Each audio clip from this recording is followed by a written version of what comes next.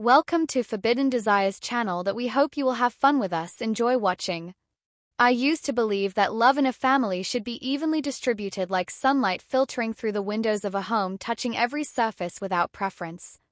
But in our house the light always shone a little brighter on Leo. Isabella, my stepmother, was an imposing woman, polished and meticulous, the kind of person whose presence demanded quiet admiration. She married my father when I was 10 and Leo was 13.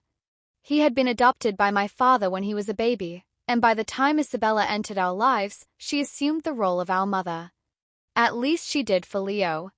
For me, she was something else, a caretaker, a guardian, a figure in the background who always seemed to look at me with something between reluctance and obligation. I never understood why I wasn't a difficult child. I worked hard, kept my room tidy, and never spoke back.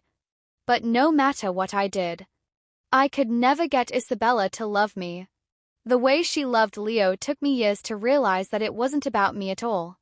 Isabella had always been distant with women. Even as a child, I noticed how she never had female friends. She treated my teachers with cool professionalism, and even the way she spoke to waitresses or receptionists was clipped perfunctory, like they were inconveniences rather than people. But with men, especially Leo, she softened in ways that baffled me. He could do no wrong if he forgot to clean up after dinner. She chuckled and wiped down the counter herself. If I left a single dish in the sink, she would sigh as though I had personally betrayed her. When Leo came home late, she assumed he had good reason. When I did, I got an interrogation. I spent my teenage years trying to be enough. Maybe if I was smarter, kinder, more agreeable, maybe then she would look at me like I belonged. But no matter how much I bent myself to fit her mold, I remained an afterthought. Then one evening I overheard a conversation that changed everything. I was 20, home from college for the summer, and Leo had just announced that he'd landed a promotion at his finance internship. Isabella beamed at him, pride radiating from her like warmth from a hearth. "I always knew you'd go far," she said, her voice honeyed in a way I had never heard. When she spoke to me, I lingered in the hallway, unseen, just out of sight. Then my father spoke. "You've been a good mother to both of them," he said, a long pause. Then Isabella's voice lower. Now Leo was always easy to love. A silence stretched between them before she continued. "Evelyn, it was different. I've never been able to connect with girls. I just never liked them much, not even as a child. I don't understand them. They exhaust me. But Leo," she exhaled softly, almost wistfully, "he's the son I always wanted." I backed away before I could hear more. That night, I stared at the ceiling in my childhood bedroom, everything clicking into place. It wasn't about me, it never had been. I could have been anyone, any girl, and she still would have felt the same. I had spent my whole life trying to win the affection of someone who was never capable of giving it. I thought knowing the truth would make it easier. It didn't. What do you do when you realize that the person who raised you never truly wanted you? I sat in the dark of my childhood bedroom, staring at the ceiling, feeling like the air had been knocked out of me. All those years of confusion, of trying and failing to be the daughter Isabella wanted, had led to this moment of clarity. She hadn't hated me exactly. She just never saw me as someone worth loving. I wanted to feel relieved, to let go of the quiet ache I had carried since childhood, but all I felt was hollow. The next morning, at breakfast, Isabella greeted Leo with the kind of affection that had always been absent from her interactions with me. "Did you sleep well, sweetheart?" she asked, placing a fresh cup of coffee in front of him.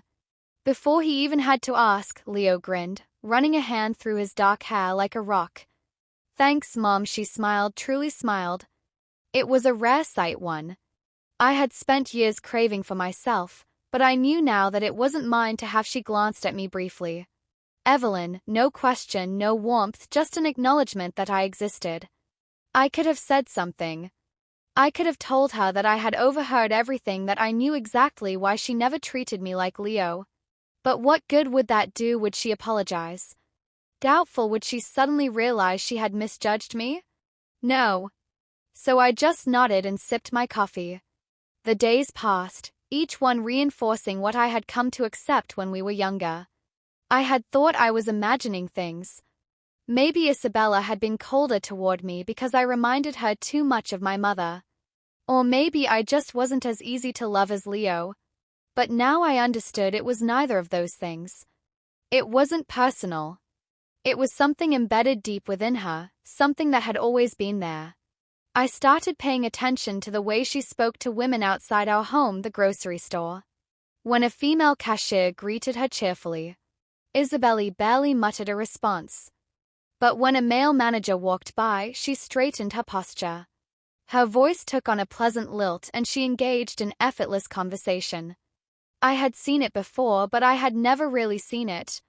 One evening, when Leo and I were watching LED TV in the living room, I finally spoke.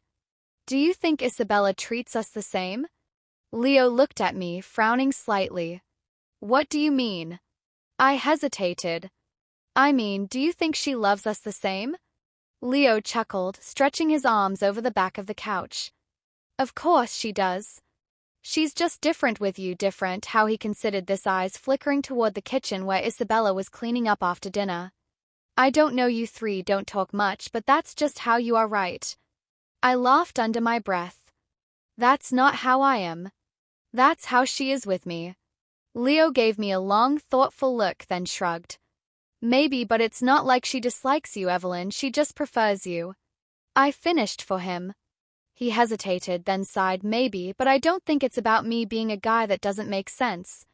I wanted to tell him what I had overheard, but I didn't. He loved Isabella and she loved him, and I wasn't about to disrupt that. That night, as I lay in bed, I wondered if I would ever feel free from this weight. A week later, I found myself alone with Isabella in the kitchen. It was an accident, really. I had gone in for a glass of water and she was already there drying dishes. The silence between us felt heavier than usual. "Evelyn," she said, breaking it. I turned to her, surprised she had even spoken my name. "Yeah," she hesitated, glancing down at the dish in her hands. "I know you've always thought I was hard on you." I held my breath. Was this an admission, an apology? She continued. "You were always different from Leo. He was easy. You were complicated." I swallowed. "Complicated how?" Isabella sighed, placing the dish down on the counter. "You asked too many questions. You wanted too much. You didn't just accept things the way they were." I felt my C***** T tighten. "I just wanted to be loved by you." She looked at me, then truly looked at me, and for the first time I saw something that resembled guilt in her eyes.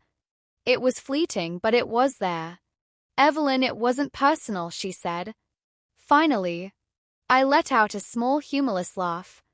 "It sure felt personal." Isabella didn't respond.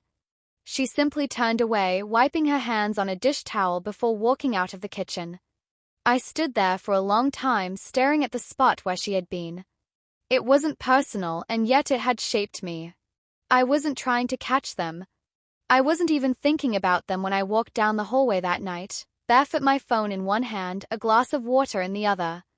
It was late past midnight, and I assumed everyone had gone to bed. The house was silent except for the low hum of the television in the living room.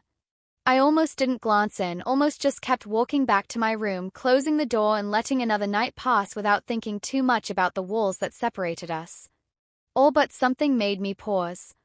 Maybe it was the quiet murmur of voices, softer than usual, or maybe it was just instinct, something inside me telling me to look. So I did, and what I saw made my blood run cold. Isabella and Leo were sitting on the couch together, but not in the way they usually did. There was something different, something I couldn't immediately explain but felt deep in my bones. Isabella's posture wasn't her usual composed, stiff elegance. She was turned toward him, her body angled too closely, her hand resting lightly on his knee. Leo wasn't pulling away. He was leaning in, speaking to her in a voice so low I couldn't make out the words, but it was the way he looked at her, the way she looked at him, that sent a shiver through me. I had seen Isabella be affectionate with Leo before. I had spent my entire life watching her treat him like he was the center of her world while I remained on the outskirts. But this was something else. I stood MIA in the shadows of the hallway, gripping my glass so tightly I was afraid it would shatter. Isabella tilted her head slightly, her blonde hair falling over one shoulder, and Leo reached up gently, almost reverent, to tuck it behind her ear. She didn't flinch, didn't pull away. Instead, she held his gaze, and for a brief, unbearable moment I swore she almost smiled. My stomach twisted. I had never seen her look at anyone like that before, not my father. Not even Leo.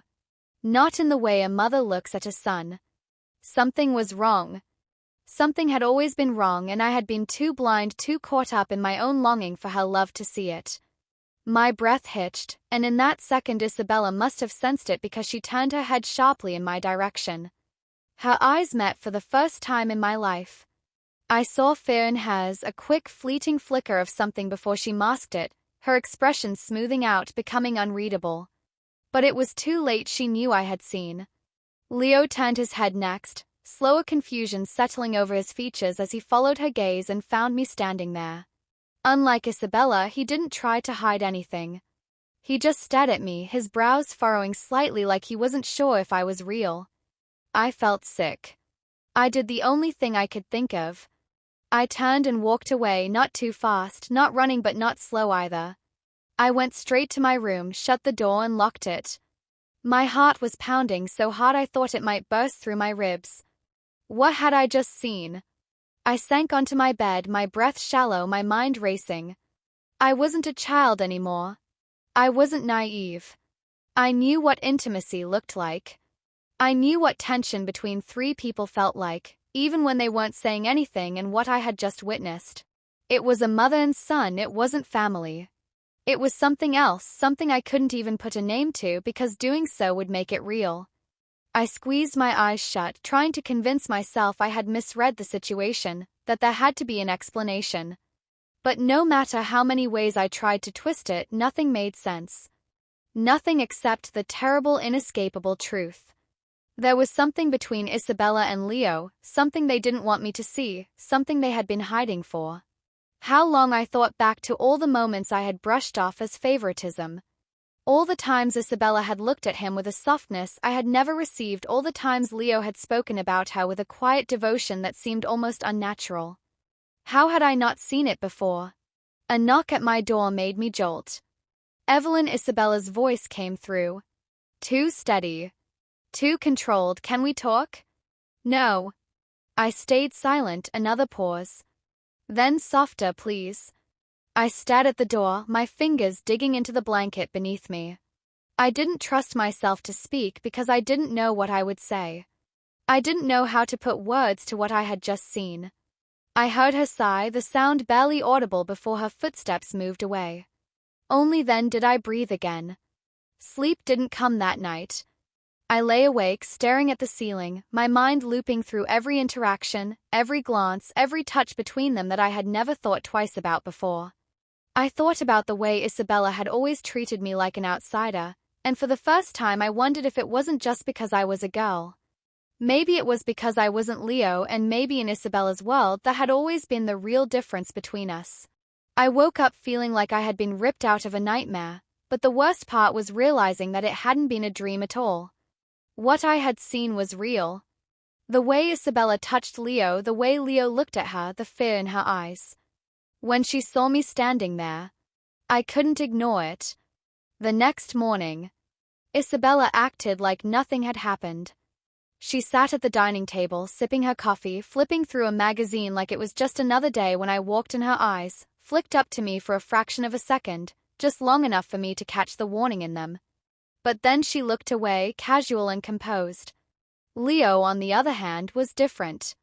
He was quieter than usual, barely looking at me, shifting in his chair like he could feel my stare burning into him. I didn't say anything, not yet, because now I knew they would try to hide it, so I decided to watch them first. It wasn't much, just small things I wouldn't have noticed before, or maybe things I had noticed but never questioned, like the way Isabella touched Leo when no one was looking, a hand lingering on his arm a second too long, a light brush of her fingers against his shoulder as she walked past him, or the way he responded. Leaning in when she spoke to him, lowering his voice like they shared something secret, something private. It wasn't just favoritism. It wasn't just Isabella loving Leo more than me. It was something else, something I wasn't supposed to see, but I did. I started following them, not in an obvious way, but carefully, quietly listening. When they thought I wasn't around, I began to notice patterns. They spent more time together when my dad was at work, disappearing into the study for long conversations. Isabella would close the door and Leo would stay in there with her for hours. One afternoon, I stood outside the door, pressing my ear against the wood. Their voices were low, too muffled to make out full sentences, but I caught pieces of it. Isabella's voice firm but hushed. "You have to be careful." Leo's tense, she saw us. "Isabella." "I know." A pause. "We'll handle it." I stepped away before they could hear me, my heart hammering in my C*********T. They knew I had seen them, and now they were figuring out how to make sure I never did again, but it only made me more determined. I started noticing how when my dad was home, Isabella kept her distance from Leo. No lingering touches, no secretive glances. She played the role of the perfect wife, the perfect mother, but I knew it was an actor. I had seen the way she looked at him when no one else was watching. One night I followed Leo when he got up from the dinner table. He walked past the kitchen down the hall toward Isabella's bedroom, not his bedroom. Isabella's. I held my breath. As he stopped in front of her door, he hesitated for only a second before slipping inside the door, clicked shut behind him. I stood MIA in the hallway, my hands clenched into fists. I wanted to burst in to demand to know what the hell was going on, but I couldn't. What if I was right? What if the truth was even worse than I had imagined? I needed someone to believe me. So the next morning I went to my father. I found him in his study, flipping through paperwork, glasses perched on the bridge of his nose. He barely looked up when I stepped inside. "Dad," I said, my voice stuttered despite the storm raging inside me. He glanced up, briefly distracted. "I need to talk to you about Isabella and Leo." His brow furrowed slightly, but he sighed, setting his papers down. "What is it, Evelyn?" I swallowed hard. "Something isn't right between them." He frowned. "What do you mean?" I hesitated. How could I explain it without sounding insane? Without making it sound like I was just bitter that Isabella had never loved me the way she loved Leo. "I've seen things," I said carefully, "the way she touches him, the way they look at each other." "Dad, it's not normal." His frown deepened. "Isabella has always been affectionate with Leo. Do you know that not like this?" I insisted. I stopped myself. How much did I say? Did I tell him about the way Leo disappeared into her room late at night? Did I tell him about the whispered conversations, the way they shut me out? If I said too much, he wouldn't just think I was imagining things, he would think I was sick for even suggesting it. So I said she favors him too much. "It's weird." "Dad, she's hiding something," he sighed, rubbing his temples.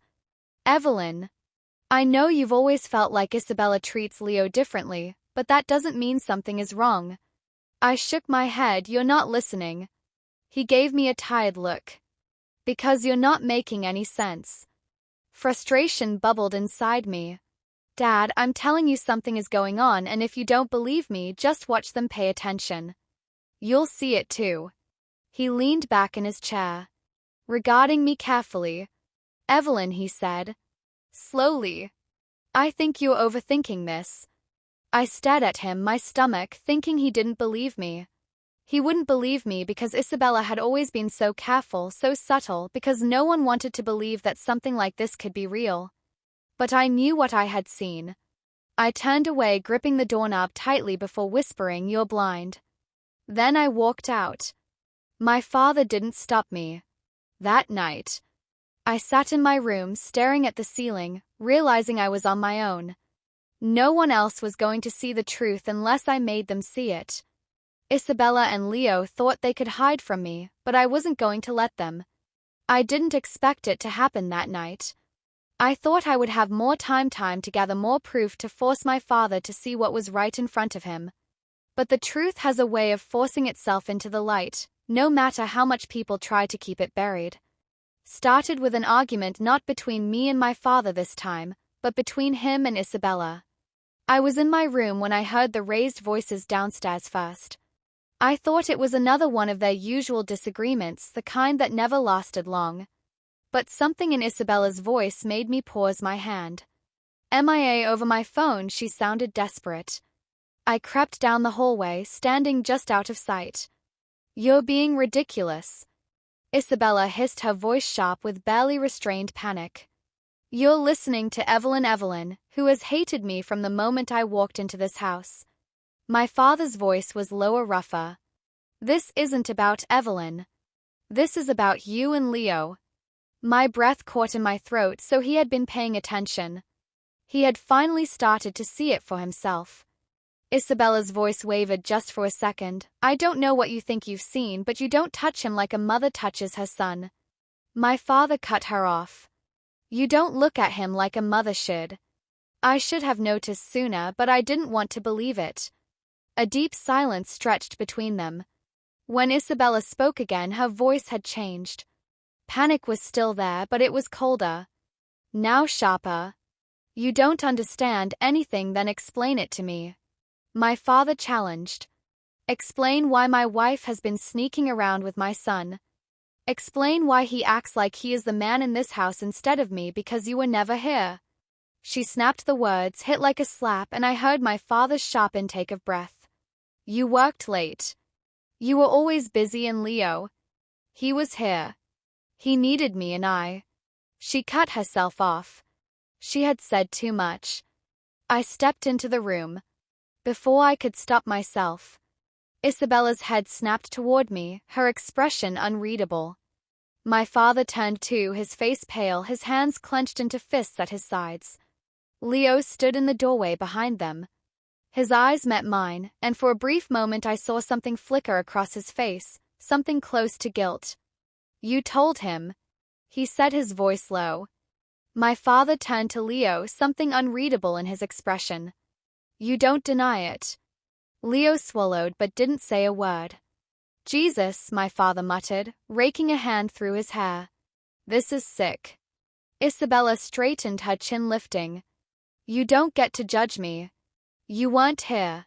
You didn't care about this family, and now you want to act like you're some righteous husband and father. You're blaming me for this. You abandoned us. My father let out a humorless laugh. I abandoned you. I was out working.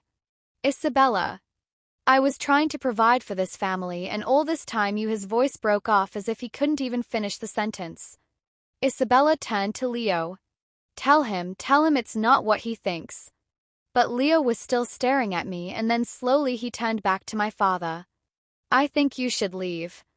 My father said, his voice cold now final. Pack your things and get out. Isabella's eyes widened slightly, but then she laughed, shaking her head. You think you can just throw me out after everything I've done for this family? My father's jaw tightened. What family this? He gestured between her and Leo, his hands shaking with barely contained rage. This is not a family. For the first time I saw something crack in Isabella's expression. She looked at Leo. You're not going to let him do this, are you? Leo hesitated, and in that moment I realized he was choosing. He wasn't just Isabella's son, he wasn't just my father's, he was theirs, and now he had to pick a side. Go.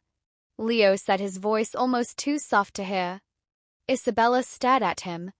What? I'll come with you, he said, straightening, but you need to go. Something twisted inside me. This wasn't what I wanted. I wanted Isabella out of this house, out of our lives, but I hadn't wanted Leo to leave too, but he had already made up his mind. Isabella nodded once, her expression unreadable, and turned away. She didn't say another word as she walked up the stairs, disappearing into the bedroom she had shared with my father. A tense silence filled the house. Leo's gaze met mine once more. You happy now? He asked, his voice quiet, emotionless. I opened my mouth, but nothing came out. Was I happy? I had spent years feeling like an outsider in my own home. I had spent years watching Isabella treat Leo like he was the only one who mattered while I faded into the background. But this wasn't how I had wanted it to end. Leo the first started, but he was already walking away. He didn't look back. An hour later, Isabella was gone, and so was Leo. My father didn't say anything as he sat in his chair staring at the empty space where they had been. He looked older than I had ever seen him. I sat across from him, the weight of everything settling over me. I didn't want this, I said. Finally, my father exhaled slowly, rubbing his hands over his face. Neither did I, but it had happened anyway. Isabella had been torn from our lives like a stain ripped out of fabric, but Leo had left too, and I didn't know if he would ever come back. The house felt too big that night, too empty. I lay in my bed staring at the ceiling, wondering if I had done the right thing. But deep down I knew I hadn't, even if it hurt, even if it left something broken inside of me. At least the truth was out, at least for once in my life. I wasn't the one being left in the dark. My story ends here. If you feel that this story is meaningful and brings useful lessons, please like and subscribe to the channel to support me.